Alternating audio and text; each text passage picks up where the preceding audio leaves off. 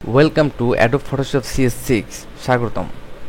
Adobe Photoshop CS6 আমাদের সর্বশেষ পাওয়া একটি ভার্সন এবং অ্যাডোব ফটোশপ CS6 সম্পর্কে আমরা এখন আলোচনা করব। শুধু তাই নয়, পূর্বে আমরা অনেকগুলো ভার্সন পেরিয়ে 2012 আমরা এখন অ্যাডোব ফটোশপ CS6 আমরা ব্যবহার করছি।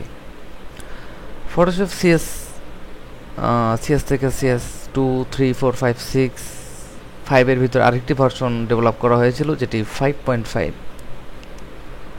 যারা 2002-03 কাজ করেছেন তারা ফটোশপ 7 দিয়ে খুব সুন্দরভাবে কাজ করা শুরু করেন এবং গতানুগতিকভাবে অ্যাডোব ফটোশপ খুব বেশি ডেভেলপ হয়েছে, যেটা আমরা এখন 2012-এ দেখছি যে অ্যাডোব ফটোশপ CS6, যেটা দিয়ে এখন ভিডিও এডিটিং এবং 3Dর কাজ করা সম্ভব। অ্যাডোব ফটোশপ CS3 থেকে 3D বা এক্সটেন্ডেড ভার্সনের সাথে 3D ইনভলভ হয়েছে বা 3D সংযুক্ত হয়েছে। অ্যাডোব ফটোশপ CS6 আমরা দেখব এবং এটির যে নতুন ফিচার আছে এগুলো নিয়ে আলোচনা করব।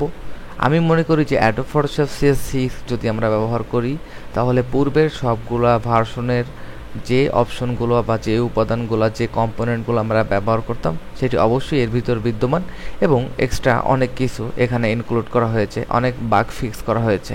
তো দেখা যাক আমরা অ্যাডোব ফটোশপ CS6 দিয়ে কিভাবে কাজ করতে পারি এবং আমি জানি না আমি কতটা সুন্দরভাবে আপনাদের দেখাতে পারবো, তবে চেষ্টা করব যে কিভাবে অ্যাডোব ফটোশপ CS6 দিয়ে সুন্দরভাবে ইমেজ এডিটিং বা ইমেজ ডেভেলপিংয়ের কাজ সুন্দরভাবে করা সম্ভব তা নিয়ে আমরা অবশ্যই নেক্সট চ্যাপ্টারগুলোতে আলোচনা করব।